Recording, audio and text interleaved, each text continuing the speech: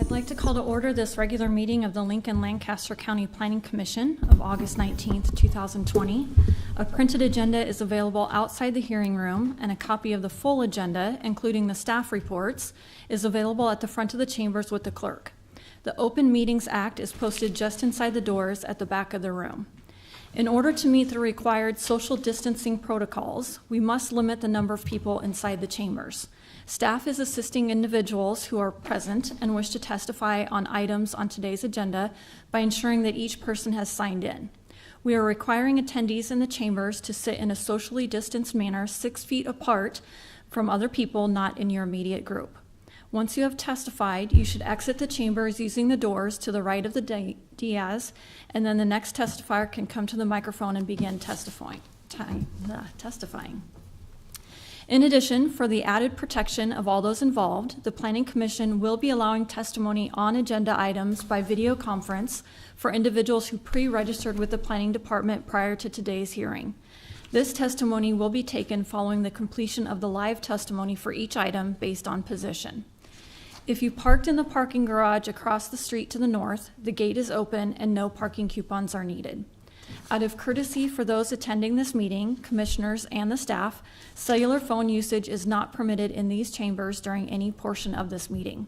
We appreciate your cooperation. There are no final action items before the Planning Commission. I'm sorry. I was going to say, I thought there were some. There are several. I'll note that. Okay. The first item of business is the approval of the minutes of the regular meeting held August 5th, 2020. So moved, Campbell. Second, Beckius. Jerry? Okay. Campbell? Yes. Edgerton? Yes. Joy? Yes. Raymond Yost? Yes. Beckius? Yes. Core? Abstain. Okay. Motion carried 5-0. The next item of business is the consent agenda. Please note that item 1.2, special permit 04009A, is being removed for a separate public hearing. All remaining items on the consent agenda will be called at the same time and will not be scheduled for a separate public hearing unless there is a request from someone wishing to speak or at the request of a commission member. I will ask Jerry to read all the consent agenda items into the record. Once those items are read, she will ask if there is anyone wishing to speak. If you wish to speak on an item on the consent agenda, we would ask that you stand and state that item. That item will then be removed from the consent agenda and scheduled as a separate public hearing under Section 3 of today's agenda. All items remaining on the consent agenda will be voted upon in total with a motion for approval. Jerry, will you please call the items on the consent agenda? Yes, before I do that, my oversight, there are a number of final action items before the Planning Commission today, and I will read through those. The first one being item 1.3, special permit 09022D. Item 1.4, special permit 20025. Items, let's see here. Item 4.1B, special permit 1786B. And item 4.1C, use permit 20009. These items are final action before the Planning Commission unless appealed to the City Council within 14 days. So I just wanted to note that. Okay, back to the consent agenda. First item is item 1.1, change of zone 20022 from P Public District to I1 Industrial District to O3 Office District, and from P Public District to I1 Industrial District on property generally located at J Street between South 6th Street and South 9th Street. As noted by the clerk, or the chair, item 1.2 is being removed from the consent agenda for a separate public hearing.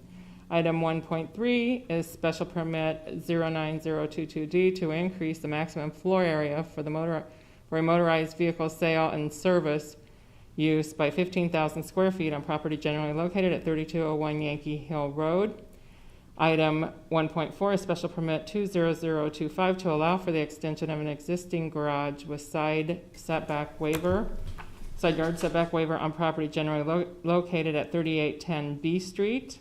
Item 1.5 is street and alley vacation 20003 to vacate all of West View Avenue from the west right-of-way line of Southwest 32nd Street westward on property generally located at 235 Southwest 32nd Street. Are there any ex parte communications to be disclosed on these items? I don't No. see any. Point of clarification. Oh, Jerry, on 1.1, you said it would go to 03, and it's actually 01. Okay, thank you. anything else? And on application 2003, that is that RFP that I disclosed last time. Okay. I would move that we approve the consent agenda items. Second, Beckius. Jerry? Okay, this is for the approval of the consent agenda. Campbell, Yes. Edgerton, Yes. Joy, Abstain? Ryman Yost, Yes. Beckius, Yes. Core. Yes. Motion carried, 5-0. Okay, we kind of skipped, I hope no one was here to speak on any of those consent agenda items. We kind of skipped that. Is there anyone here? Yeah, sorry. Okay. There are no requests for deferral, so we're now going to proceed to the public hearing. The staff will make a brief presentation. The applicant will then be requested to present his or her testimony, followed by those who wish to testify in support, followed by those who wish to testify in opposition. The staff will then be given an opportunity to respond to the testimony, and then the applicant shall have an opportunity for rebuttal. If, during your testimony, you have copies of documents or materials you would like distributed to the Planning Commission members and/or included as part of the record, please provide that information to the clerk for distribution. I think there's actually a folder right up here on the desk for that. Each person testifying should state their name and address and shall have 5 minutes to speak unless additional time is requested and granted. The timer will go off after 4 minutes. Then you will have 1 minute to wrap up your testimony. The Planning Commission will vote immediately at the close of the public hearing unless the Commission votes to defer action or continue the public hearing. Jerry, will you please call the first public hearing item? Yes, item 3.1 is special permit 04009A to revise land use and site layout with waivers to setbacks on property generally located at 2110 North 86th Street. Staff recommendation is for conditional approval. Are there any ex parte communications to be disclosed? I don't see any. Are there any ex parte communications that took place or additional information you learned while visiting the site? None of those either. All right, Rachel. Rachel Jones, planning staff. The location of this application is at North 86th Street and Garland Street. This is south of Layton Avenue. The zoning is H4 and it's under a special permit for planned service commercial. The application would modify the lot at the southeast corner of 86th and Garland, which is currently designated for office and retail uses. So it's this lot right here. The land use would be changed to commercial to allow for an indoor commercial recreation facility, i.e. a gym. And this is an allowed use in H4. The other revisions, part of this is to change the building and parking layout. They would add parking stalls on the south side of Garland Street and a reduction of the south side yard setback for parking and trash enclosures. And we required the developer to retain the existing 50-foot landscape setback that's on the east side between this lot and the housing to the east. And that has been in place since the original approval. I wanted to mention a couple things on the comments that we received. On the layout, so within this special permit, they have and will continue to be allowed to build anywhere within the building envelopes. I think that's an important point.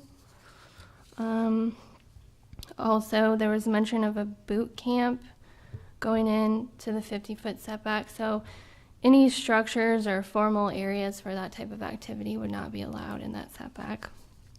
It's just meant to be 50 feet of landscaped open space. So with that, I'll take any questions you might have for me. Any questions for Rachel right now? Okay, thank you. Testimony from the applicant.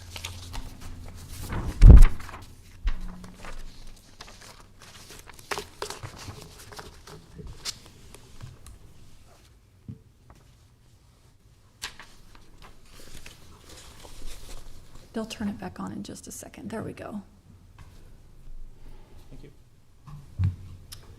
My name's Robert Whittler, RobertWittler. Address is 2436 North 48th Street, Lincoln. I'm here on behalf of Schubert Real Estate Management, the applicant. The exhibit that I have here is part of the documents that were uploaded as part of the application. So good afternoon, thank you. I would like to thank planner Rachel Jones for her assistance with the project. We appreciate her help and coordination. We have submitted this application for special permit in the Anderson Place subdivision, and as Rachel mentioned, it would facilitate adding a exercise facility to the site. We believe it's an amenity that would serve the expanding area there. As Rachel also mentioned, we're generally in this, the address is basically 86th and Garland on the southeast portion of that intersection there, the roundabout. The facility is intended to house a Planet Fitness facility. The owner that operates the facility has 2 other locations currently in Lincoln. This would be their 3rd location within Lincoln. A few highlights about the project that I'd like to mention.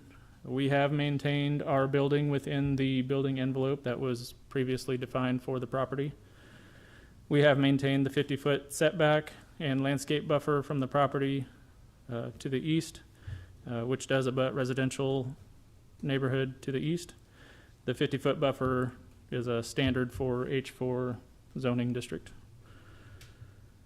We have actually slightly increased the landscaping that is proposed in that buffer from what had previously been approved. We are requesting a reduction of the south yard setback, but that property line abuts a outlot that is intended for drainage retention and also is encumbered by a overhead electrical easement. A couple other notes that may not be quite as evident from the submittal documents. This site does sit lower than the residential area to the east. I believe the elevation of our finished floor will be lower than the basements next door, the basement finished floors next door, and probably 10 to 15 feet lower than the main residence levels, which will provide additional buffering from activities, light, sound, anything across the property line. We propose to meet code required parking lot lighting levels in the parking lot, but we also intend to do this with only 2 light poles, and they would have cutoff type light fixtures as required by city code. One additional point that should be mentioned, I did speak with the owner of the proposed facility and the manager of one of his other locations in Lincoln yesterday. They have no intentions of having outdoor CrossFit or boot camp type activities at this facility. They do not have outdoor activities at their other facilities, and they don't intend to offer them at this location either. All their activities are done indoors. The owner also asked me to extend an invitation for anyone to visit the facility they have near 27th and Folkways in the morning hours or evening hours if there is concern, and observe what a typical morning or evening looks like for one of their facilities. In closing, I would also like to mention that I did receive a phone call from another neighboring resident. He asked a few questions. I answered those for him. In conclusion, he felt that it would be a nice amenity for the area. I also personally own a residence that is approximately 3 blocks from the site, and I agree that it would be a great addition to the area to have access to that type of facility for the residents. Thank you. Tom? Robert, looking over the information, the only improvement in the setback of the south side setback that we're talking about, the reduction in would be the parking lot, is that correct? Parking lot and a trash enclosure, Trash enclosure. which has been now, as a condition of this, would be relocated to the opposite, to the east side of the parking lot so that it is not in the electric Overhead easement. wire, okay. Yep. Okay, thanks. Sure. Any other questions? It looks like most folks who would come to the facility would probably access it off of Layton Avenue and then kind of drop down to south, or, I mean, it looks, you can certainly come in through Garland as well, but can you access it from Layton? It would be accessed, in my opinion, it would be accessed from Layton or from Lexington, and traffic would come down 86th Street and access it from the west side of the parking lot there. That is the primary or the only entrance to the parking lot. I wouldn't anticipate much traffic from Garland unless it was from that specific neighborhood. Sure. But that's just Okay. my personal opinion. Yep, and you enter the parking lot on the west side. Yes, on the west side, correct. Thank you. You're welcome. Any other questions for the applicant? Okay, thank you. You're welcome. Thank you. Any testimony in support of this application? Any testimony in support? Okay, I know we have some testimony in opposition. Any on site? No, they're by Zoom. Okay, just by Zoom. All right, we're ready for them then.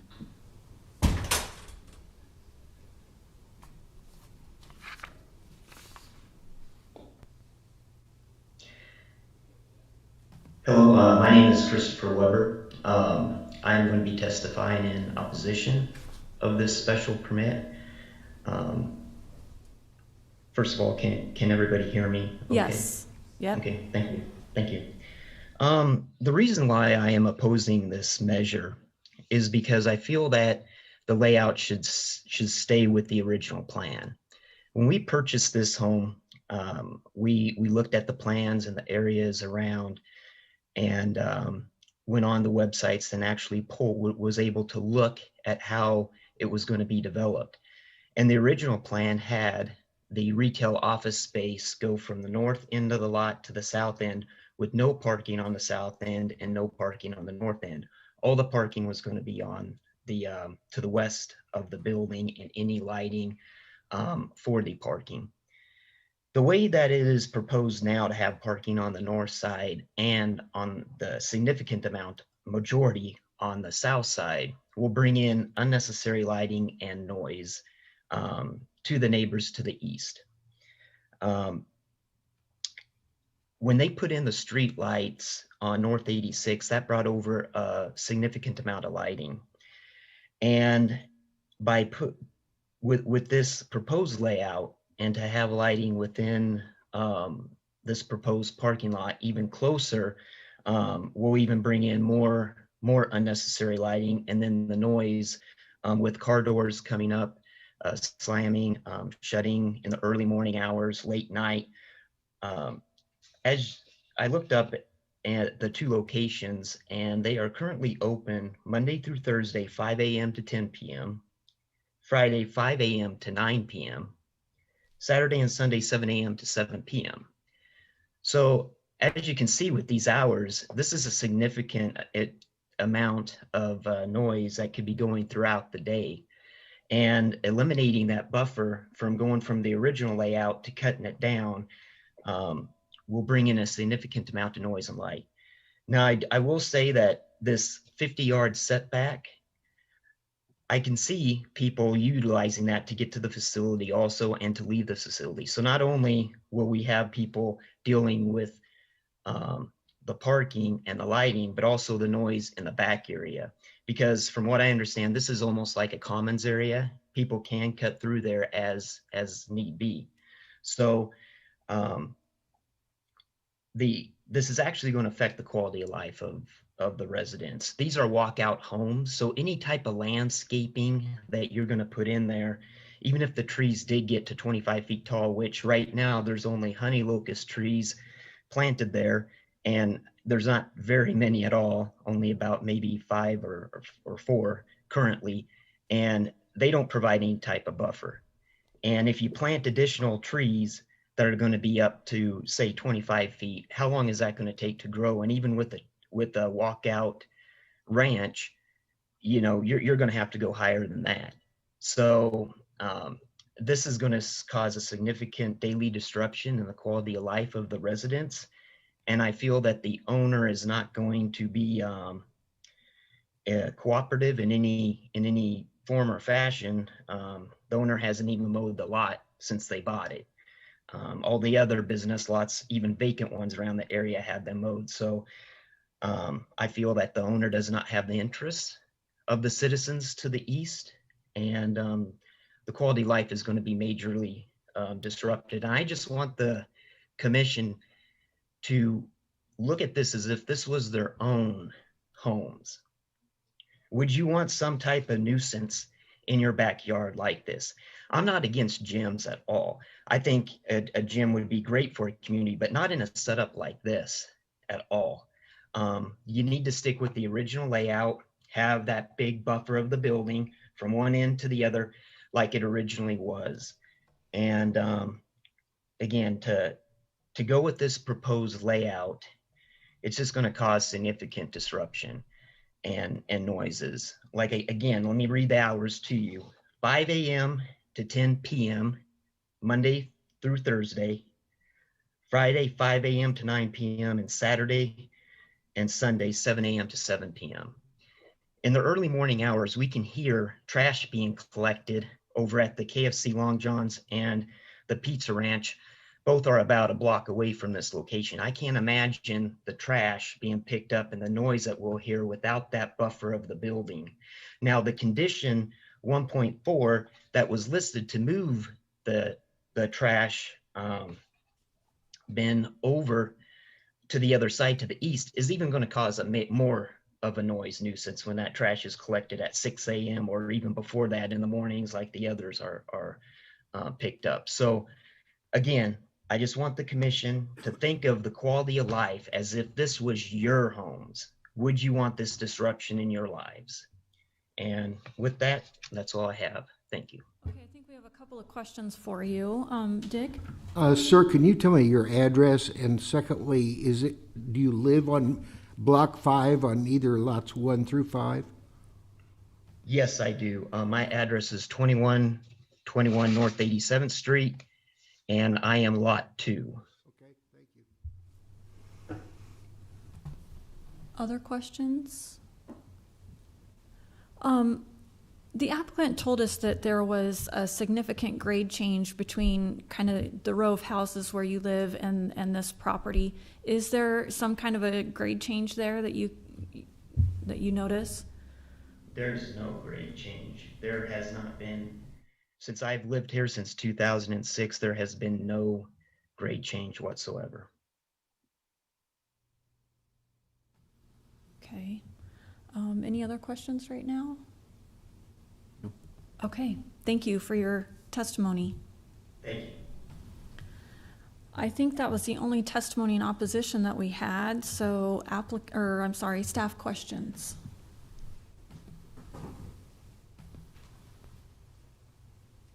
Rachel, can you maybe verify that there is a grade change there?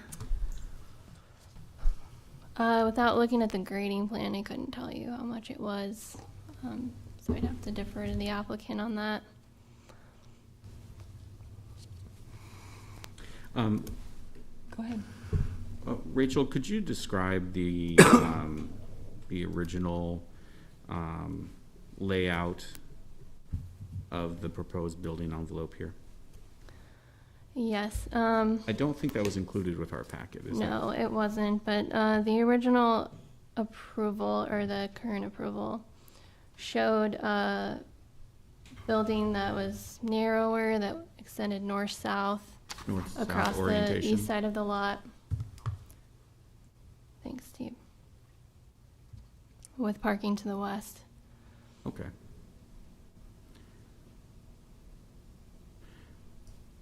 And that was a layout for a different operator, correct? Or a different owner of the property?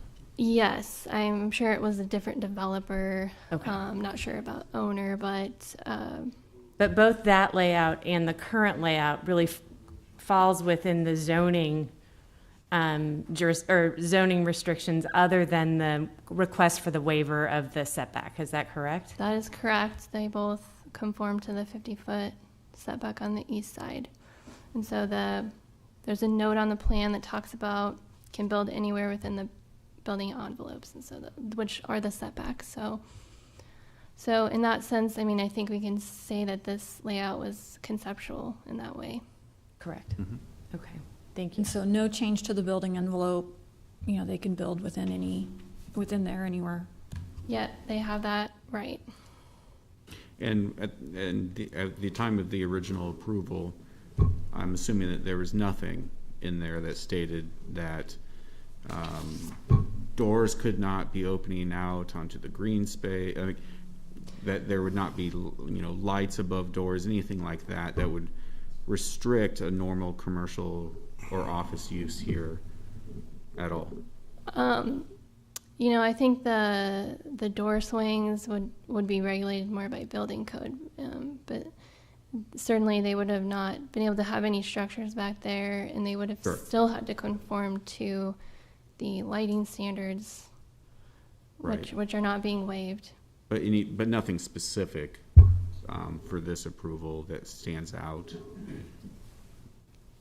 No. Okay. And the plan that's been submitted for the building itself, where is the entrance to that building?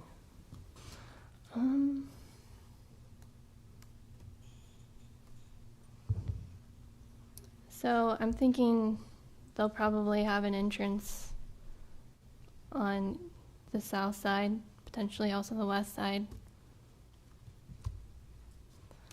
So really, Rachel, this wouldn't have, they wouldn't have had to come before Planning Commission, except that they're asking for that south setback to be reduced a little bit.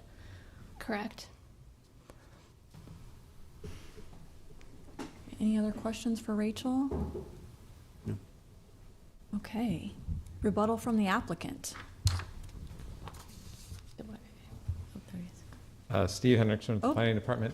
I have the map that shows the contours that can show the Oh, existing sure. grade. I thought you were just coming up to get your advice, sorry. Doing both.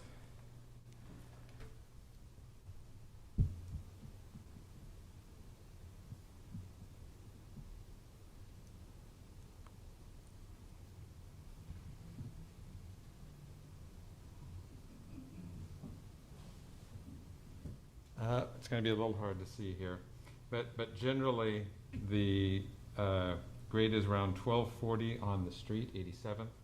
So these are walkouts, so it falls from that. And it does look like from their backyards that it does drop a few more feet down to the site. I think if the question was, has there been any change in the grade, that is true. They have not gone out and physically changed the grade, but from the contours, it shows that it goes down a little bit to the site from their backyards. So there is some differences in elevation. Yes, according to the contour map. Steve, what is the contour that's in the middle of that lot? So this is 1230 here. Up Okay. here is 1240. Okay, and then what's the one to the left of that? That Over one? here is just some addresses. Oh. So these are 2-foot contours, so it looks like it goes down another couple of feet. And Okay, again, the applicant can probably give a little more detail, but I think that might explain why he might have commented. It hasn't changed in the last 15 years, is physically the grade hasn't changed, but from his backyard, it goes down a little bit. His backyard is, of course, lower than the street to the east. Thank you. Different kind of change. Okay, applicant.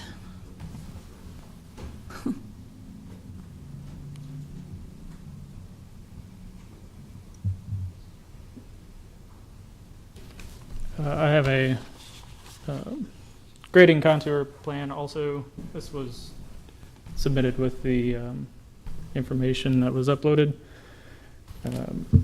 As Steve mentioned, the grades to the east up on the street.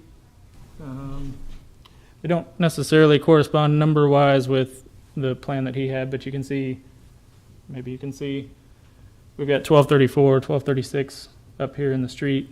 Typically, a residential finished floor would be probably 1.5 to 2 feet higher than that. So we could say 1235, 1236, 1237, generally in that neighborhood. Our finished floor elevation, as noted on this drawing, is proposed to be 1226.25. So 12-ish, 10, 12, 14 feet, somewhere in that general range. Also, to address the comment about people cutting through that green space, I don't believe there will be much foot traffic coming from the south. Across the detention lot, there's backside of garages to an apartment complex. No real reason to cut across that when there's going to be a sidewalk adjacent to that. Coming from the north, there is a sidewalk that comes through that area, but it is directly adjacent to the building, up next to the building. So I would anticipate that any foot traffic would come down the defined sidewalk path. In regards to the mowing comment, I do believe the owner cares about the appearance of the lot. His anticipation was that construction would have started by now. So I believe it was an oversight. He did contact me yesterday asking for recommendations of who he could get out there to mow the property and get that taken care of. I think that's all the comments that I had. Dick? Robert, is the building a one-story or two? The building is primarily one story, but it does have some mezzanine space, so it is tall enough to be 2-story. I believe the eave height is 30 feet. Okay, thank you. You're welcome. You had mentioned originally during your first round of remarks upgraded improvements to the green area, the common green space. Could you describe for us what those upgraded improvements may include? Yes.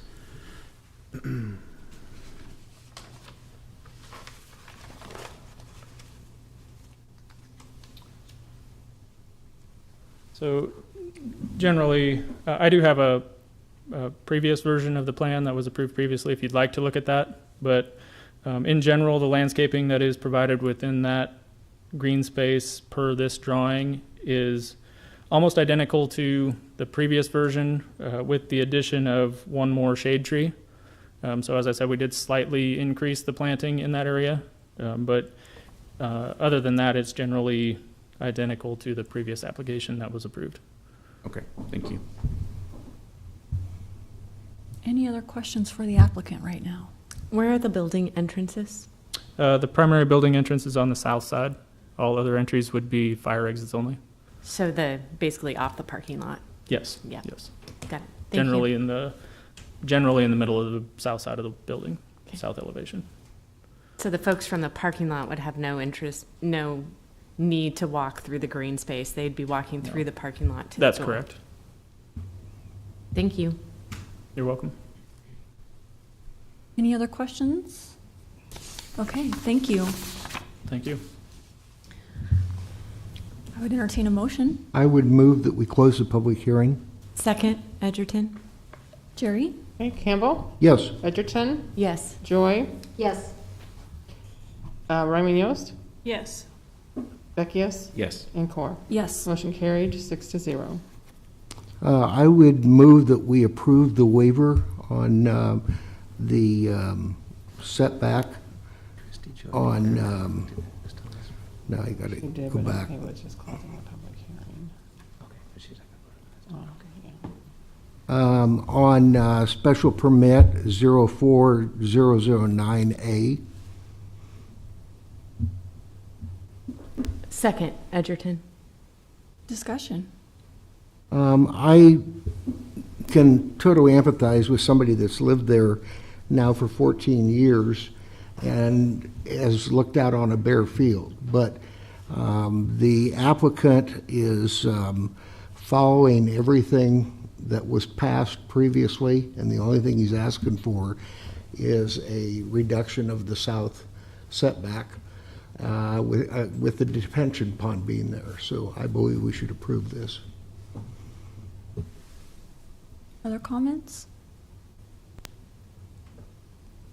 I agree with Commissioner Campbell. If it wasn't for a reduction in that south setback, which is not adjacent to the homes to the east, we wouldn't even see this before us today. It would just be happening. 50 foot, I think, is a good setback for those properties to the east. I know that sound does travel, but hopefully with the building there and as these trees grow, that will kind of help absorb some of that sound as well. Jerry? Okay, this is for the conditional approval of special permit 04009A. Campbell. Yes. Edgerton. Yes. Joy. Abstain? Ryman Yost. Yes. Beckius. Yes. And Core. Yes. Motion carried, 5-0. Okay, Okay. the next item, or items, under public hearing are 3 associated items. Item 4.1A, change to zone 20025 from R1 residential district to O3 office park district. The associated special permit 1786B to amend the existing community unit plan for approximately 67 dwelling units with a waiver to block length. And the associated use permit 20009 to allow for a one-lot use permit for a single building containing up to 25,000 square feet of commercial floor area. All of these are located on property generally located at South 61st Street and Old Cheney Road. I would note again that this is final action on both the special permit and the use permit unless appealed to the City Council within 14 days. Are there any ex parte communications to be disclosed? See any?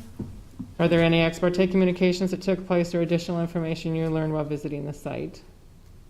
No. All right, Brian. Good afternoon, Brian Will, Planning Department. So I threw an exhibit up on the Elmo here, just to locate us all, get us all oriented. And so this is the backside of Edgewood here. It shows South 59th Street, so 56th is here. Old Cheney Road past the big intersection, so South 62nd and Old Cheney Road. It's the area here that's dashed in, but also includes this area.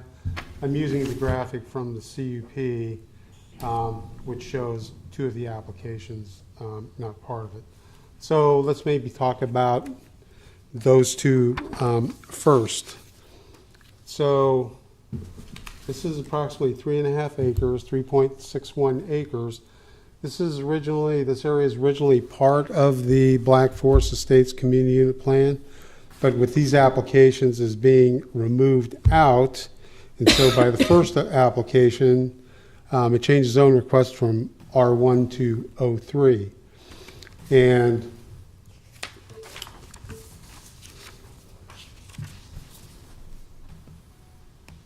showing this exhibit then from the future land use plan, future land use map of the comprehensive plan. As we evaluated this, make a recommendation to the Planning Commission of approval or denial. One of the first things we do is, of course, go to this and see what the designated land use on the plan is.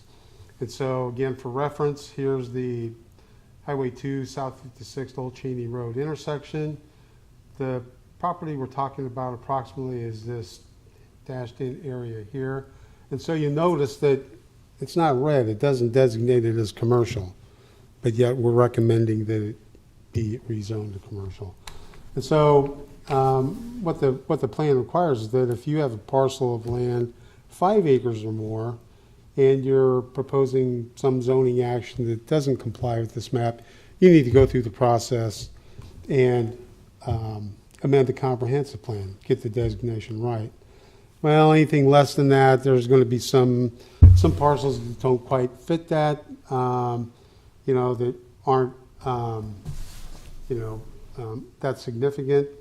Has to allow for a margin of error here. And this is one of those properties where at 3.5 acres doesn't meet the threshold of having to go through that process. And so as we look at it, it is adjacent to the backside of the Edgewood Shopping Center, which is commercially designated, and that's the pink or the red designation you see here. Cross Highway 2 also has a red and a pink land use designation. That includes Westgate Bank and then part of the acreage development behind it. And so as we look at the surrounding land use designations, we find that something commercial here wouldn't be incompatible with those. To take that a step further, I would add that O3 zoning is compatible. It's one of our transitional zoning districts from commercial to residential uses. And so for those reasons, Planning Department is recommending approval of the change of zone from R1 to O3. And so if that is approved, that would then set the stage for some sort of zoning approval. And so recall the O3 district is what we call the use permit district. So it's required that the zoning overlay is reviewed and approved by the city. And so that's what I have on the overhead now. And so what this shows for the 3.5 acre parcel is approximately 25,000 square foot office building, parking lot to serve that building in front of it. Behind it is a detention facility which serves both this property and portions of the larger Black Forest Estates development. There's only minor review comments on this.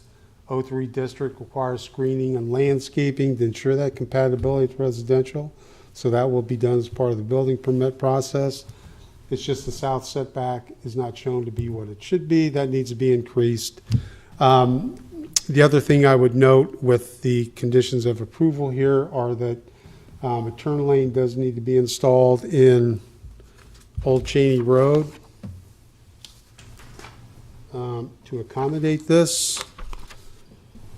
Talking about a right turn lane in this area here, and that does require that the trail located on the north side be relocated as a result of that. So that is included as a condition of approval. I note there's already a turn lane that allows left turn traffic to get in there in Old Cheney Road. So that application as well, by our estimation, is pretty straightforward, meets all the requirements of the ordinance with a couple modifications. So again, we're recommending approval with subject to the conditions of approval. So that leaves then the remainder of the property within the Black Forest Estates community and a plan. And remember in the history, this dates back to originally 2020 years ago. The original CUP was approved. We're on B, which is the third iteration of the CUP.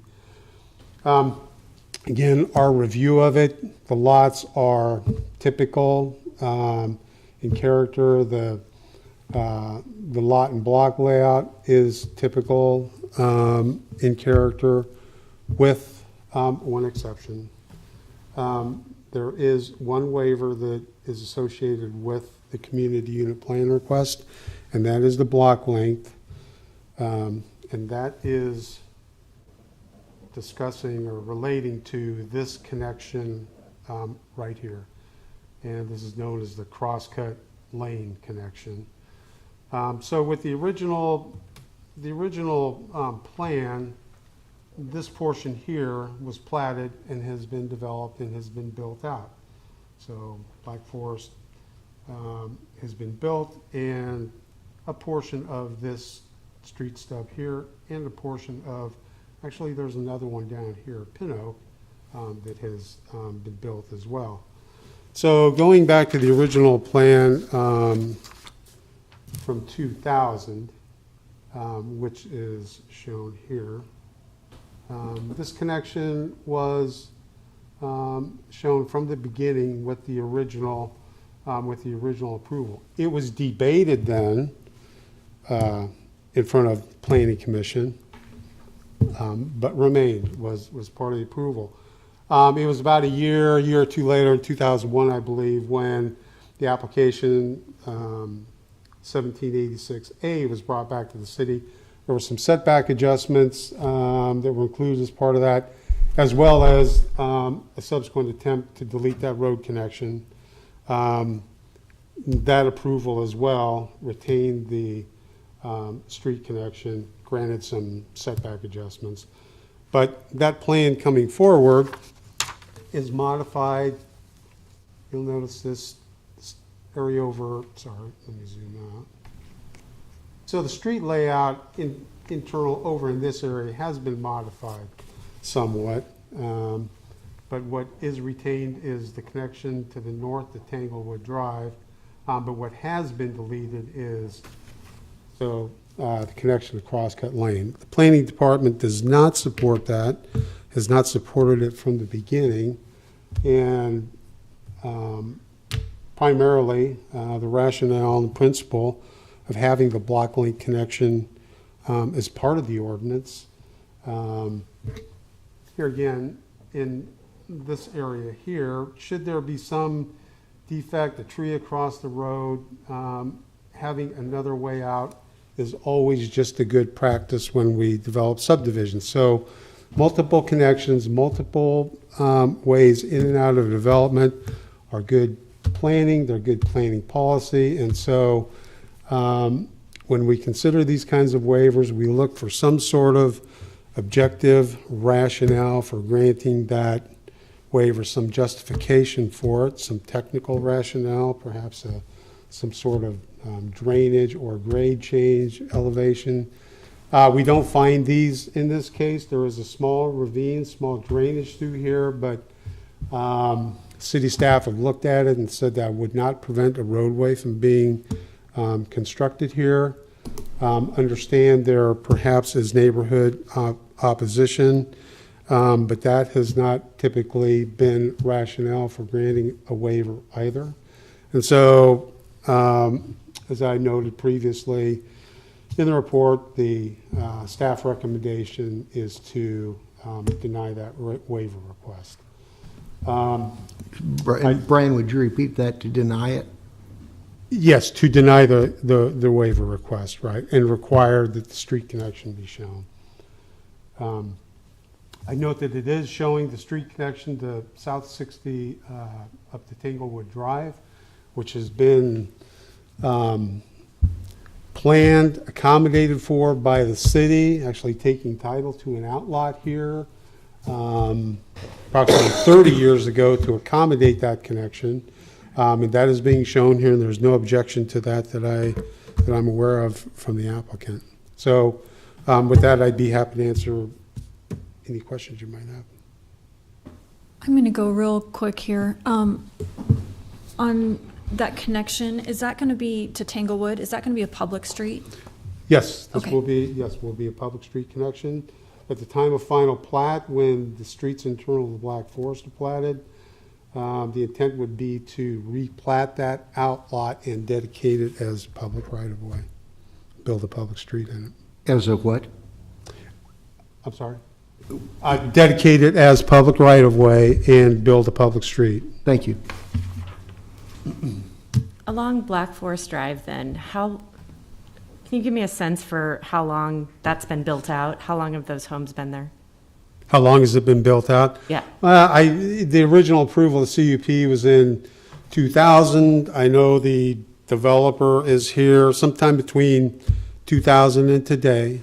I mean, those houses have been there for a while. Okay. But I'd note that all of them were built subject to this original CUP, so with full knowledge that the street connections that are shown would be built. In fact, the city is still holding money from the original developer to build those street connections in form of an escrow agreement.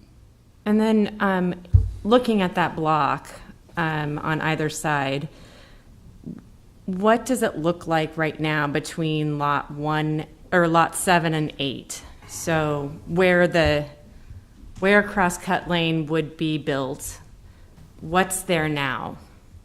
You talking about in this area? here? Correct. Like I said, there is a small drainage through here, okay? Let's see if we can have something that gets to larger.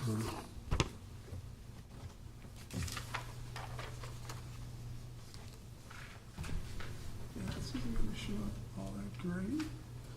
But, so this shows where that connection would come across. So like I said, there is a small drainage through here, so it has to cross that, but does that help? Mm-hmm.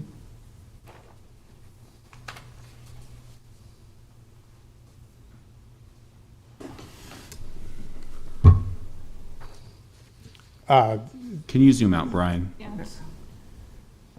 Thank you, sir. Yeah.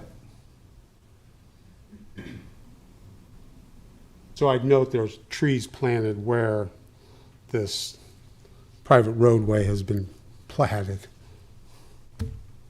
It looks like here. Thank you. That's very helpful. Okay. Tom?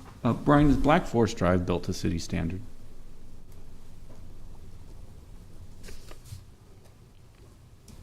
It's a private roadway, so that doesn't meet this. The typical. Let me take that back. Nope. Let me take that back. Okay. I can't say that it was built to city standard. Public streets for sure get city inspection, but private roadway, it's not the case. Okay, thank you. So so it's probably not as wide as a public street would be? It may not be. I don't believe it's 27 feet wide, no. I'm kind of reading between the lines, and when this was originally approved, I assume this was done more of like an acreage development, and that's why the sidewalks were also waived on Black Forest Drive. Well, no, this is the original, this is the original layout, so, it's typical lots and blocks like what we're seeing today. It's just that, yes, this portion over here was done with, with private. Actually, the entire development, as I'm looking at this plan now, was shown as private roadways, okay? And I think our recommendation today would be, don't do that. Make those all public streets, have that, so that burden to maintain them doesn't fall on those property owners, rather, that maintenance burden falls on the city. So if they wanted to change that to a public street, they would have to do some improvements. Yeah, I don't think that's practical, to be honest with you, though. We've had those discussions before, converting private roadways to public streets, and I think Public Works is reluctant to do that for a number of reasons. Yeah. So I guess if what you're getting at is that there's going to be a private roadway connecting to a public street system, yes, but that's not unusual. What we don't want is a private roadway connecting to public streets whereby to get from one public system to the other, you always have to use that private roadway, and then, of course, that wear and tear and maintenance is going to be the burden of those owners, but that's not the case here. Dick? Brian, there were several emails and letters that we received that overall the overriding concern was that the people living on Black Forest Drive did not want all the traffic coming down a private street.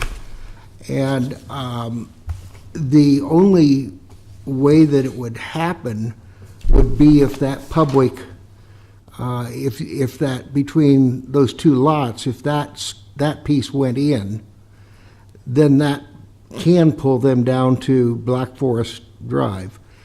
Otherwise, if it doesn't go in, they can come from Tanglewood and come out and be only in the new area of the development, which separates the existing development per se from what would be public streets and the rest of it.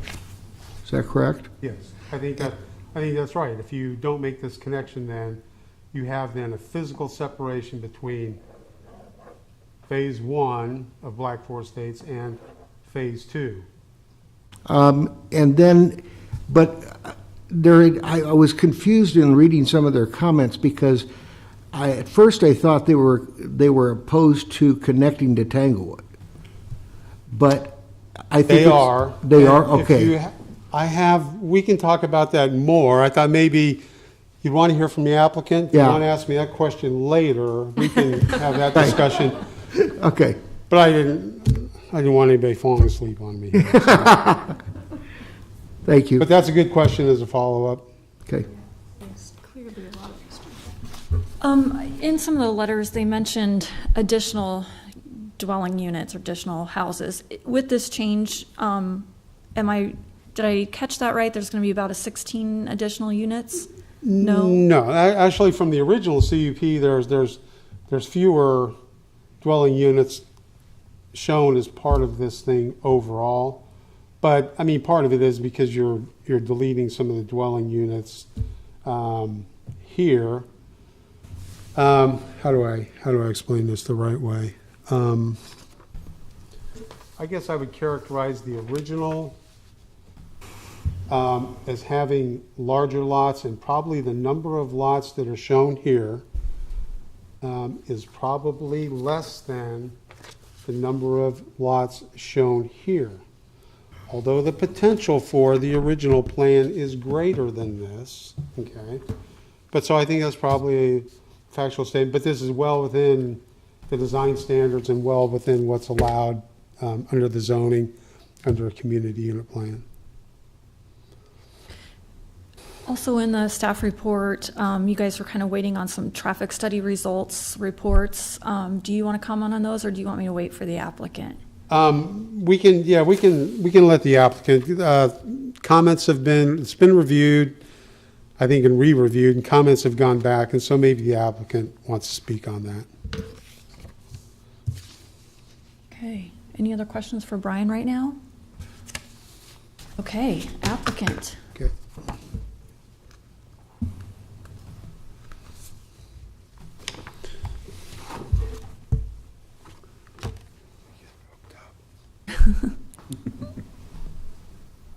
Okay. Good afternoon, members of the Planning Commission. Danae Kalkowski. I'm appearing today on behalf of the developer Black Forest Holdings, LLC. They're developing the remainder of the Black Forest Estates property. Brad Marshall from Olson is here also, and then Jeff Salem, who's the developer representative, is also with us today. I'm going to start with kind of an overview of the three applications, may duplicate a little bit of Brian's, but I always like to just put the big picture together, go over the conditions of approval and address the waiver request. And then Brad's going to go over the grading and drainage plan because some of the neighbors had questions on that. And he can go over any other site issues and then address the traffic questions that you might have. And then probably we'll both go and then be available for questions. I would ask maybe for a couple additional minutes if we need it, just because we've got three applications and conditions of approval.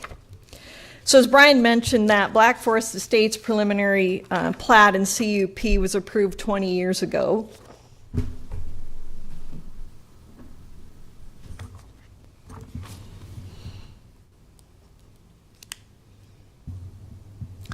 And the original section that's been developed, it was actually also final platted in 2000. So technically some of the development could have occurred 20 years ago on those lots. So the original plan anticipated, largely single family homes, but over here adjacent to the Edgewood site, there was an area that was called out for multifamily or additional higher density residential. That initial phase of 14 lots was platted in 2000, and they all, of course, by today have been built upon. Black Forest was constructed as a private roadway at that time, so maintenance of that roadway is the responsibility of the homeowners through there. The original preliminary plat, as Brian mentioned, required us to show the connection that would go up to Tanglewood, And then it also did require the crosscut connection. Time has passed. A lot of time has passed. Markets have changed. New opportunities have presented themselves, and now we're back, before you with an amended plan. And so this involves the three applications before you today. An amendment to the preliminary plat and CUP, a change of zone from R1 to O3, and then a use permit to go along with that O3 zone. As Brian mentioned, the new plan has a small office component to it. We're anticipating or calling this out really as the transitional use between kind of the shopping center to the west and the residential to the east. And it's really in lieu of that multifamily component that would have been shown on the original plan. The office proposal has been wholeheartedly supported by the Black Forest neighbors. And so their preference was definitely for the office use. It does involve about 3.61 acres, and it will allow 25,000 square feet of office use. Planned for one single building. We actually have a user, Lincoln Pediatric Group, would like to build their new office there. Great location for them to kind of stay in this part of Lincoln, provide them really good opportunity to continue to grow their business, which has already been serving Lincoln for over 50 years. So a nice good fit, I think, for the neighborhood and for them. Staff, as Brian mentioned, he went into that in good detail. Staff is supporting the change of zone in the use permit, and we are agreeable to all of the conditions that have been listed for approval on that. The remaining portion of the CUP, which would be all of the rest here, is continuing to be shown for single-family residential with an adjusted layout for the streets. Continues to show, as Brian mentioned, that connection up to the Colonial Hills neighborhood. And then, the one change really to discuss with respect to this component is that internal street connection for crosscut lane. Instead of showing a street connection there, we are proposing that there would be a pedestrian connection, so there would be a sidewalk connection that would connect the two, the existing and the old neighborhood. The corresponding waiver has been requested that will allow us to remove that connection. The developer representatives have met with the Black Forest neighbors multiple times. Over the last years, we've put together this amended plan, wanting to get their input, especially with respect to the office and then the new layout. The neighbors were very supportive of the entire development. Their only request, their main request was please, please do not show that street connection for crosscut. And so at their request and in compliance with what they like, we have removed it from the plan and shown the pedestrian connection. You've already received multiple letters from those neighbors. I think at least 9 or 10 of the 14 neighbors who live along there have written letters in support of the removal of that connection. Planning has recommended denial.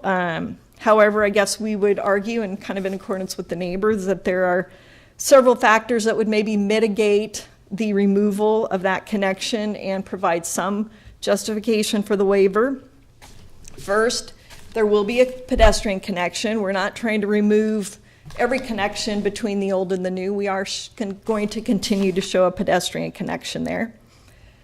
Secondly, while this is doesn't meet the block length, we are talking about a lower density area. We only have 14 homes on this entire stretch of Black Forest Estates Drive, so we're not talking about great density trying to connect to the remaining neighborhood via a public street.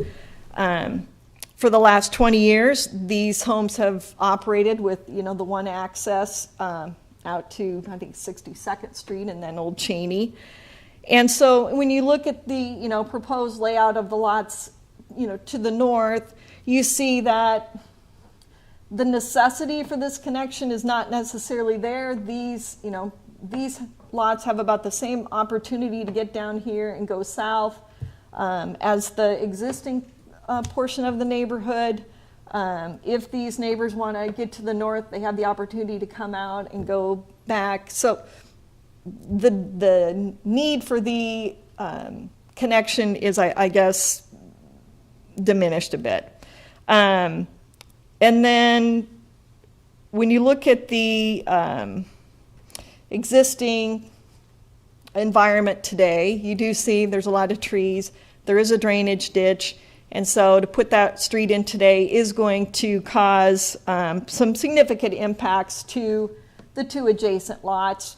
There's some grade differential that will have to be made up because of the way the homes were built and the street elevation. And then you've got some trees that would need to be removed. So it would have a significant impact on those two existing homes.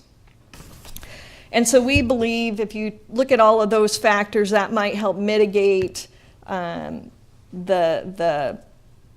reasons typically for denying a waiver request. I think we've got some things that would say it might make sense in this situation.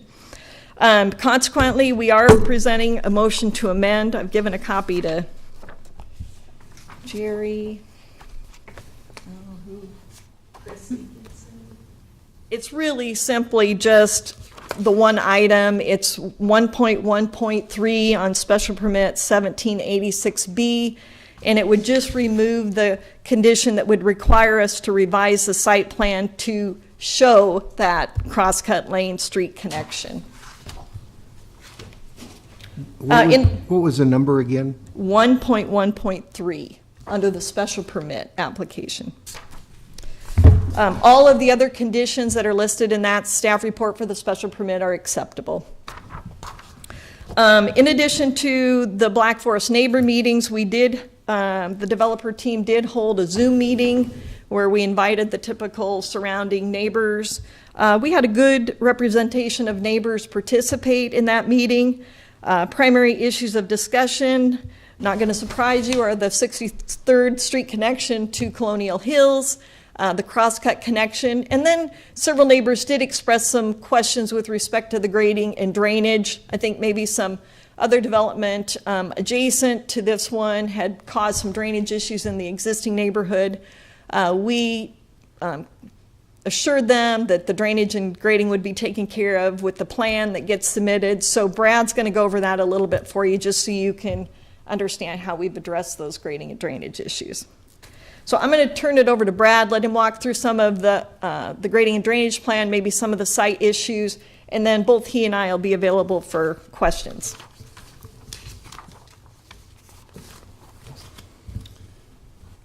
Good afternoon, Commissioners. Brad Marshall with Olson. It'll be helpful. Thank you. Traffic and drainage seems to be my life up here sometimes. But they're very important issues. And as Danae had mentioned, some of the feedback that we had gotten from the neighbors that they had some concerns as the development were to build out about the drainage, particularly, and then what it may look like.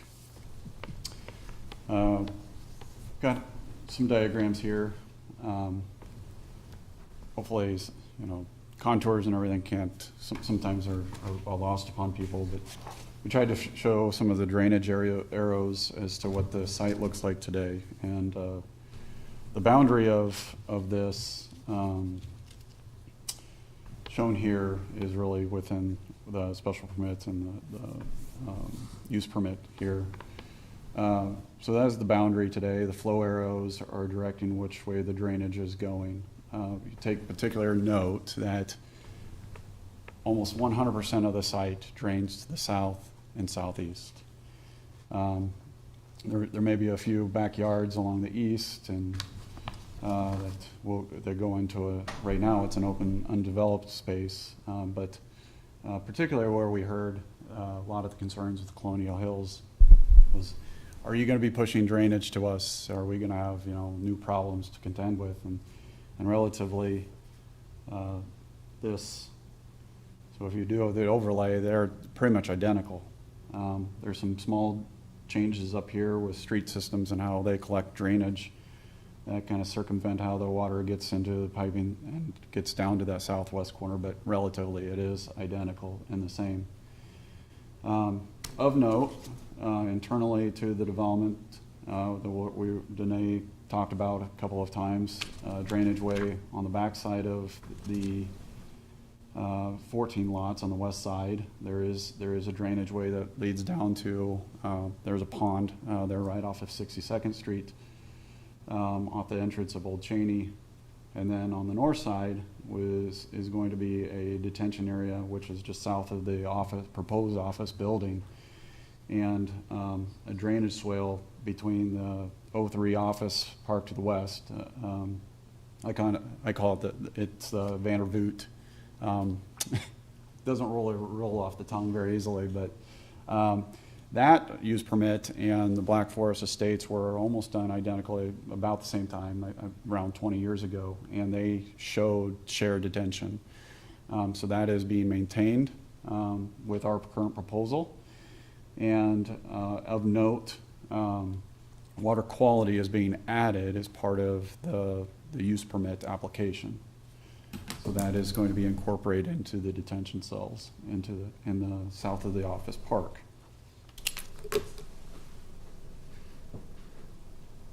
It's very, I would point out, I guess, it's very similar to the original plan that was produced 20 years ago as well, because it's really all internalized to that previously approved application, what's being proposed today. For the traffic study, it's a good question about where we are. The LTU staff has been able to review our traffic study twice. The traffic study basically incorporates the density that is proposed with the residential and the office park and what that would look like at full build out. So we show the connections to the Colonial Hills to the north and the 62nd condition. Access management policy, because we are changing a particular use here relatively to in reference to the office that we're changing. It is qualifying us to a change. If we were to develop the property under the current preliminary plat, we probably wouldn't have to do anything, or we wouldn't have to do anything. I could say that. It didn't have any associated changes to 62nd Street. But with the office park being added in, it's somewhat offset by the previously approved multifamily, but just the change in itself by access management policy, we are adding right and left turn lanes. Those turn lanes will be added. They will, because of some of the site constraints, we will add, must have lost a diagram here. Let me grab it. The left and right. So the one that's shown here is the actual 62nd Street, westbound right turn lane. There is a current outlot that is directly north of that, which is really nice because we can incorporate some of the additional right-of-way that may be needed into that, and the relocation of the trails. Parks had some conditions as part of that. I think we'll look at that and work with them to make that happen. And then the eastbound left turn lane, there will actually be a little help to gain some additional storage. There's an island or a median, I guess, that's there, and we'll reconfigure that slightly to get a nice taper and incorporate that. But LTU comments, like I said, have been addressed twice, and I think we're all on the same page, and comments, I believe, even after yesterday, were returned to LTU for kind of its final state of what we're proposing. So we'll add kind of the traffic discussion, if you will. Crosscut has been looked at several times. This is some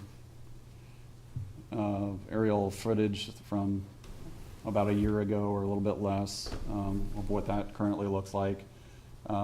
It's pretty heavily treed area going down to that creek.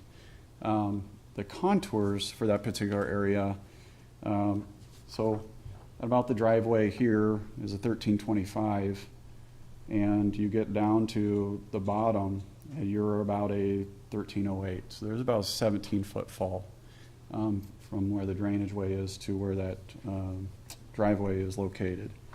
This is the current, thank you Google, kind of showing the east, looking from that intersection to the east and what that looks like. You can see some very tall, large mature trees that are located near the creek. So what does that impact look like from an engineering perspective down the street, and what we're proposing for a walkway? So I tried to put some type of picture together to show here graphically what that would look like. So you can see there is a outlot there today that could be dedicated over to public right-of-way if this connection were to be required. I would imagine that it would be converted to public, a public street system as well, so that 14 owners didn't have to take on that burden. You can see the 60-foot right-of-way. There will be required retaining walls on both sides of the street, 4 or 5 foot in height or so. And then we'll need to look at the drainage, because there is drainage. The pipe structure will have to be, to pass drainage through, and overflowing as kind of a safety precaution will have to be looked at. The alternative here is a walkway, which would, and this is just a concept, but this is one that we kind of worked upon. Connecting to Black Forest, walkway that would meet, which planning typically asks for those walkways to be ADA accessible. That means no percents greater than 5%, and coming down to that and back up. So we go down to the creek. You can see we can minimize that, and we can meander that walkway to try to save some of the impacts to the adjacent owners if we had some flexibility there.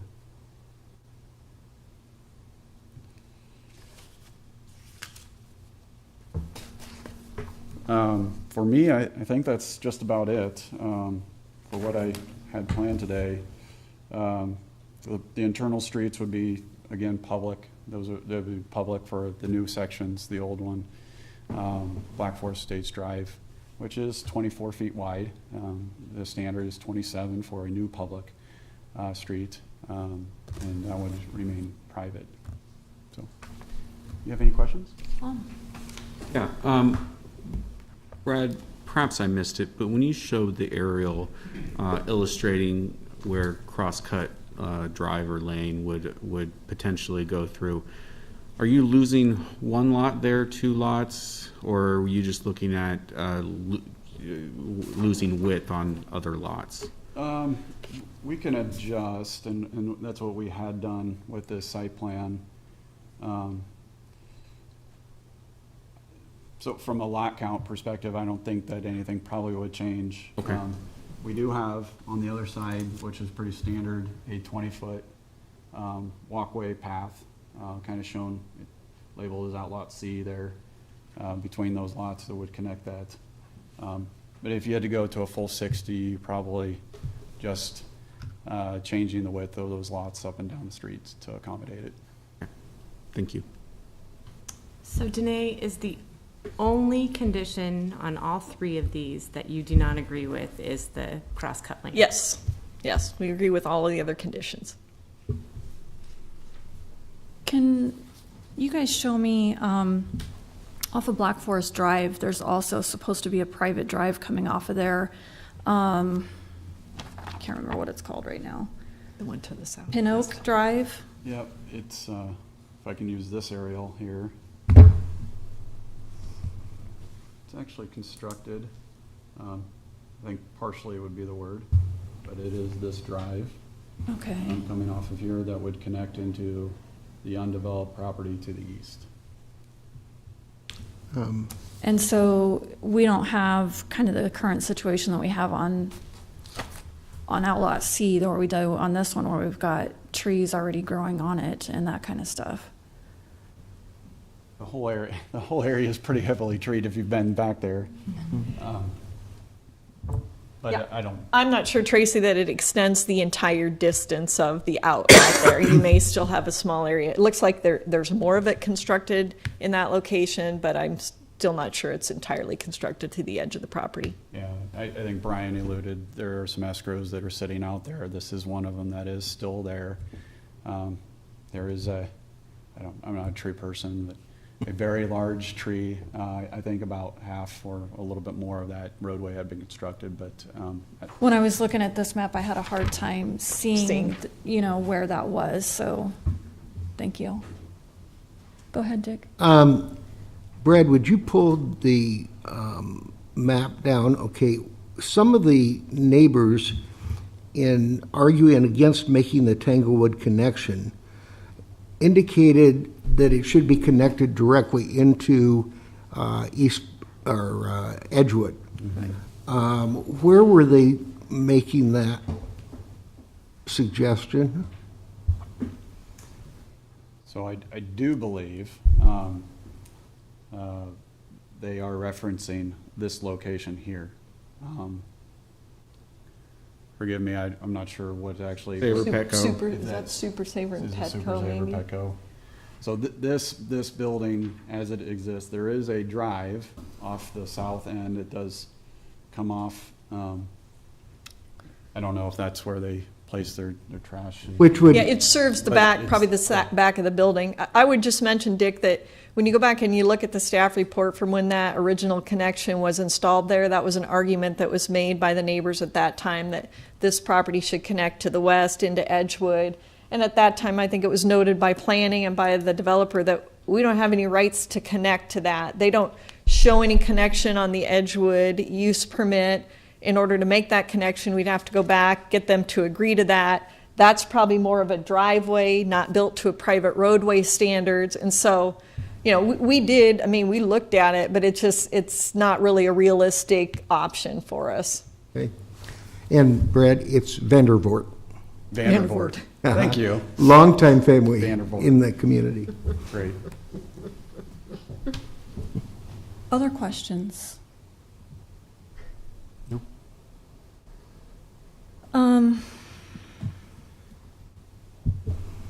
Okay. I think we're good for now. Okay, so testimony in support of this application. Any testimony in support? Okay, testimony in opposition. I know we have a couple via Zoom. Any here in the audience? No? Okay, so I think we're ready for the Zoom testimony. You're up.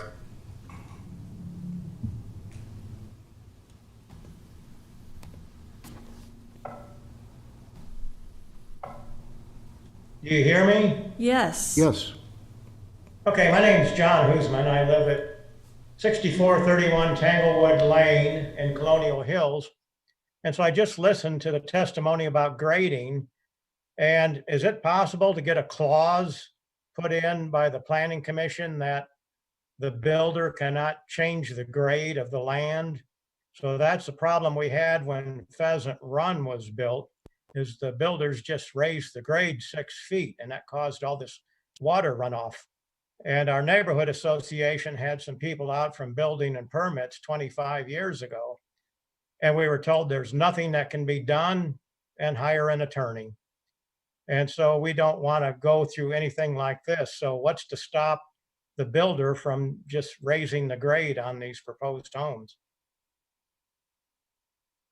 Can somebody answer?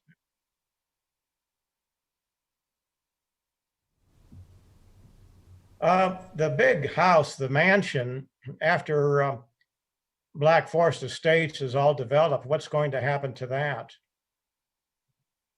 About that too. It appears to be on its own separate lot, the old Corvette house.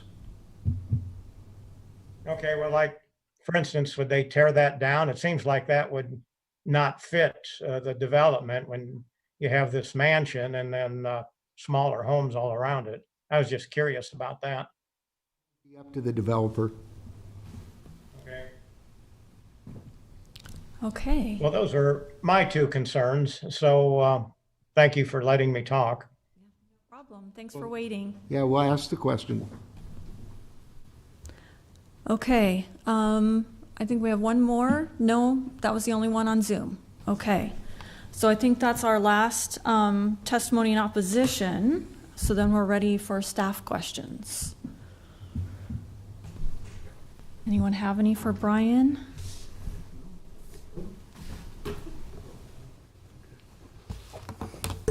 No. Brian, I would ask one. How hung up is the planning department on making that cross-road connection? Say the first part again, Dick. I missed that. How strongly are you encouraging this? Because it appears that the original Black Forest could remain separate, and with it being a private street, that if it was connected, it does have an implication of potentially getting much heavier traffic, at least until you get to that point. Yeah, but I guess what we're saying is from the original plan, and there's not that much departure today from it. What's the rationale? What's the rationale for the change? I mean, with the original plan, it had the connection. We still think it makes sense because without it, it requires a block length waiver. And like I said, block length as applied to typical developments, we've all agreed to as part of the plan, part of the ordinance. That's our standard. Now we'll grant that there are some that aren't going to, there's going to be some unique circumstance, some hardship, some ravine, some great change in elevation that, okay, we need to have a waiver process, and we'll, grant those waivers when justification is provided. Like I said, so as we look at it, it's like pretty much same plan, develop it as it was originally approved. We don't see any justification provided, to grant a waiver. Had there been something, right, we would have maybe looked at it differently, but it's just connectivity benefits everybody in general, and so as a rule, we need to try to do that when we can. So, The gentleman on Zoom mentioned the mansion on the property. I'm assuming he means in the middle of this. yeah, that's Dr. Carva's home, I believe, is the one that he's referring to. Which, as far as I know, the applicant can respond, but I think it's going to remain. I believe they've carved out a lot for that house to remain. Got it. So, yeah, I mean, the issue of compatibility, I mean, it's a large single-family dwelling. It may be larger than others on average, but don't see an issue. But there are some outbuildings they would take down. Yes. But yeah, it is a nice home, and I would assume to be very easily saleable. Brian, can you offer any, from when this first came through, when Black Forest Drive was first, why did they waive the sidewalks? I'd have to go back and read the record. My guess is probably made the argument it's a private roadway. Let's think about private roadways. We can adjust the standard to a typical public street when we all agree that it makes sense to do that. So the roadway is a little bit narrower. I suppose because it's not going all that far, not serving all that many dwellings, they apparently made the case that, a sidewalk on one side is adequate. Any other questions for Brian right now? Okay, thanks, Brian. Okay. Applicant rebuttal.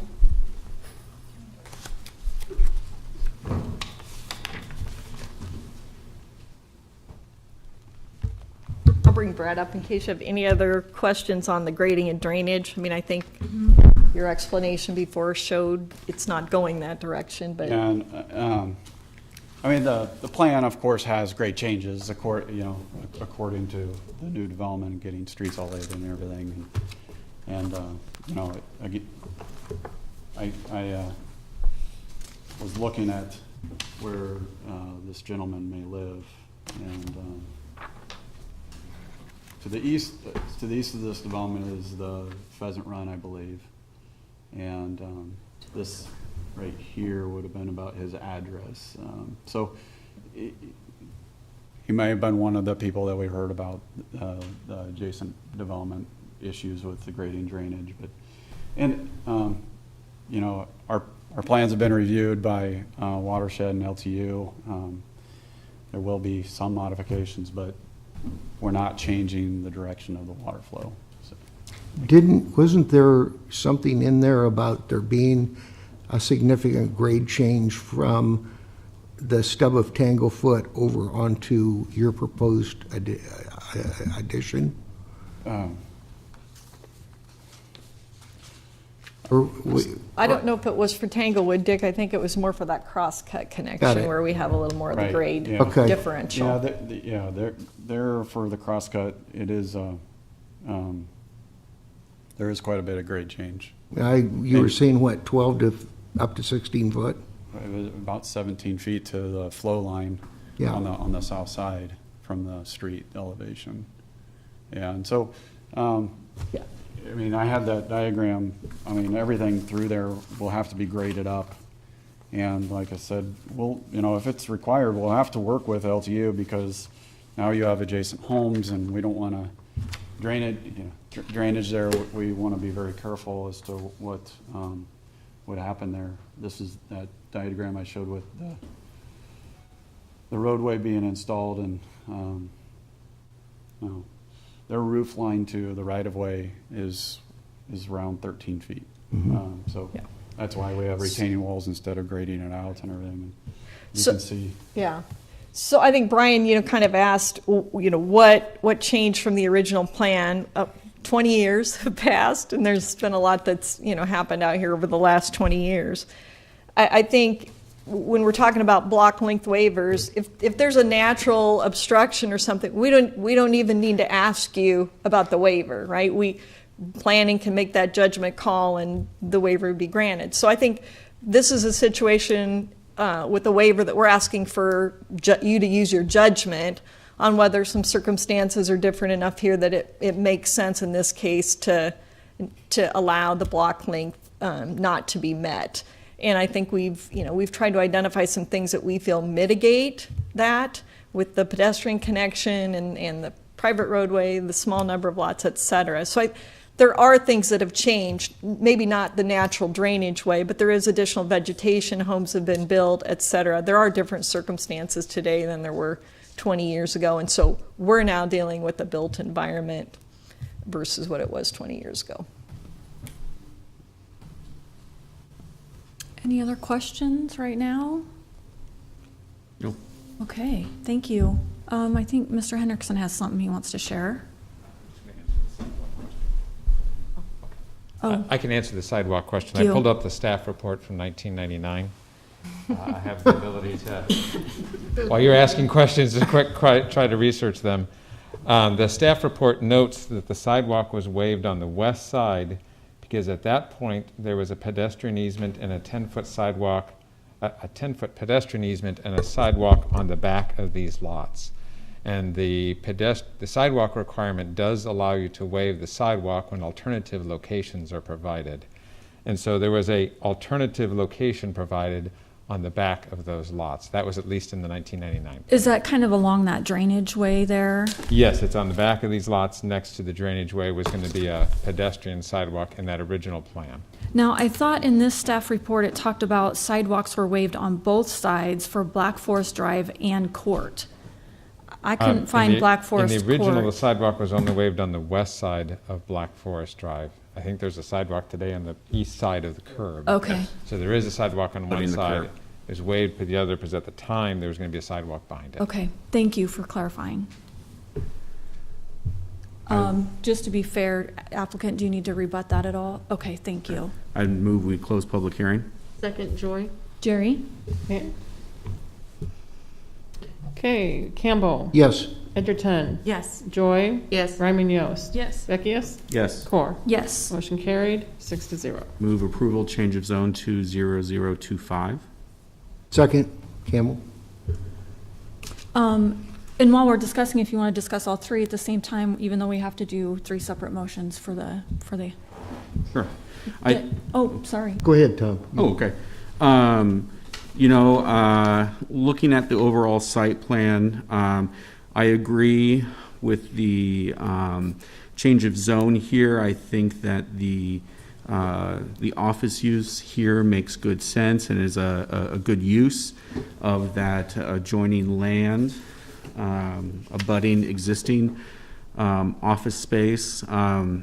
As staff said, I do think that that change of zone is a marginal variance to what was originally shown on the future land use map there for that change of zone. And as such, I also see the proposed, or the applicant's proposed elimination of crosscut to be a very marginal variance as well. While I certainly support neighborhood connectivity, we continue to have it with the sidewalk. We have an existing road running parallel 300 feet from Black Forest in the proposed development. I think that there can be a reasonable and justifiable rationale that sometimes community members simply don't want the practices to be proposed by planning department. And I think that is a rational justification for creating what our community looks like. The input of neighbors, I think, is a reasonable rationale. So I would certainly support, if my fellow colleagues would too, the removal of the condition denying or requiring the construction of crosscut. But I'll be supporting the entire package. Dick? I also will be supporting the entire package, and would also make the motion to remove this site-specific condition 1.1.3. I think we want to wait until No, I the know, next. when we get Okay. on that, but you said you want to talk about all of them. Yep. Yeah. I'm a big connect person. Our development is all connectivity and walkability. But I don't see 17 foot, even 12 foot is a lot of ground that's going to have to be added in there to even make that connection. And you look at those two properties that are on either side, and those trees are a significant benefit to those lots. And also where the retaining walls would have to go would literally eat up their side yards in many cases. So I will be supporting or even making the site-specific change. But having the pediatrician's office there is an excellent use of that property, and that practice is one that is very well known and very well liked in the community. And so I believe this is a very good plan for the old property, the old Carveth property. I will be supporting the amendment motion and also agree with my fellow commissioners. And one other improvement that I just want to talk about was the decel and lanes that are coming into the development. I think that that's a good use from the developer to support that. I do have a question. Is there anywhere in the motions or the site-specific conditions on any of these that mentions the connectivity of the sidewalk through there from Black Forest Drive to Cross Lake? I believe it's in there, and the applicant has agreed to install that sidewalk. Okay, that's what I couldn't remember. Danae, is that correct? Pedestrian connection Yes, between the ma'am. two streets, yes. Yeah. Yes, ma'am. Okay. So that does provide some connectivity. Okay, so let's go ahead and have Jerry call the vote on the change of zone. Okay, this is for the approval of change of zone 20025. Campbell. Yes. Edgerton. Yes. Joy. Yes. Ryman Yost. Beckius. Yes. Core. Yes. Motion carried 6-0. Go ahead. I'll move approval of special permit 1786B. Second. And then I would like to make a motion to amend the special permit site-specific condition 1.1.3 to remove that condition. Second. Discussion. The only thing I would add is I think generally speaking, the proposed development is achieving the grand scheme of adding connectivity from Colonial Hills to the north and connecting it to Old Cheney to the south. I think that's really the big overarching theme here, and I think it's being achieved. I agree that the office use is a good change here. That's actually, I think, going to result in less traffic overall for this than the multifamily would have probably. I am hesitant about removing that site-specific condition. And here's kind of why. I feel like we have been done a disservice by the Planning Commission 20 years ago because not really, I shouldn't have said that. But anyway, this was planned with this connection in there. And because the development has taken so long, trees have been allowed to mature and those kinds of things have happened. But when these people bought their lots and built their houses on either side of that outlot, they should have been aware that this was going to happen. And if they weren't, then that's something that needs to be addressed. But I understand that, yes, this is going to significantly impact their property by putting in this private road or public roadway, and it's beautiful, but I mean, this is how it was planned. They should have known this up front, and so to ask for this change now, I feel is not appropriate. I don't know that that's really the word that I want to use there, but that's what I'm coming up with right now. I do believe in connectivity. If something were to happen, on the tail end of that Black Forest Drive, those people might not be able to get out, and that to me is a concern. We do have this Pin Oak Drive that might happen in the future, but I'm hesitant because then this same argument can be used when we go to develop that. Oh, well, the trees have matured and we don't need this, and so I really don't like to waive that. Yeah, pedestrian connection is fine, and I know that this is going to affect your values, but I think I'm not going to vote for removing that condition.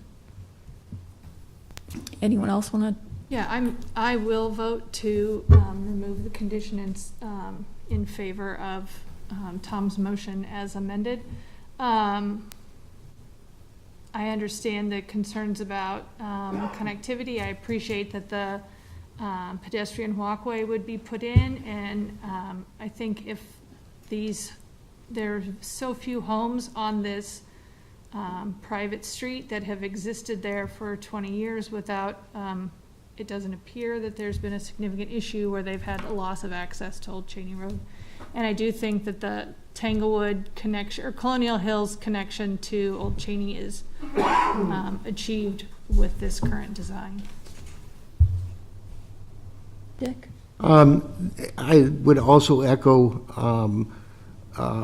what Cindy was saying, in that having been there for 20 years and everything's real developed there, but I have problems connecting a public street to a private street when the upkeep of the private street is up to those 14 homeowners.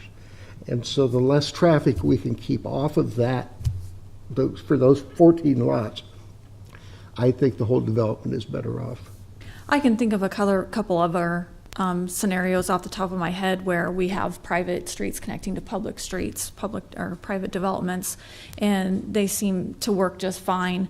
I really think a disservice was done with allowing this to be a private street in the first place. And that's creating a lot of the struggles right now. The other thing is, and a lot of you are probably newer, we have had a development proposal before us before with, I think, maybe fewer than 14 on, it might have been more than 14, but we denied that at that time because they didn't have the access. And so those are a couple of things that I'm drawing on and why I'm hesitant to make that a pedestrian walkway instead of a regular street. Anything else right now on this one? Okay, Jerry. Okay, this is For the motion, or for the a amendment? motion to amend Mhm. as offered by the applicant to remove condition 1.1.3. Yes, ma'am. Campbell, Yes. Edgerton, Yes. Joy, Yes. Ryman Yost, Yes. Beckius, Yes. Core. No. Motion carried 5-1. Okay, so the motion for approval of special permit 1786B as amended. Correct. Yes, ma'am. Okay. Campbell, Yes. Edgerton, Yes. Joy, Yes. Ryman Yost. Yes. Beckius. Yes. Core. Yes. Motion carried 6-0. I would move approval of use permit 20009. Second. Any further discussion? Okay, Jerry. Okay, Campbell, Yes. Edgerton, Yes. Joy, Yes. Ryman Yost, Yes. Beckius, Yes. Core. Yes. Motion carried 6-0. Is there anyone here that wants to speak on an item that was not on the agenda? Okay, I would call for a motion to adjourn. Move to adjourn. Second, Campbell. Okay, who called them? I'm sorry. Oh, I call. Okay, thank you. Everybody did. and second was one of those two. They kind of both said it at the same Yeah, time. I got that. Okay. Campbell, Yes. Edgerton, Yes. Joy, Yes. Ryman Yost. Yes. Beckius. Yes. Core. Yes. Motion carried 6-0.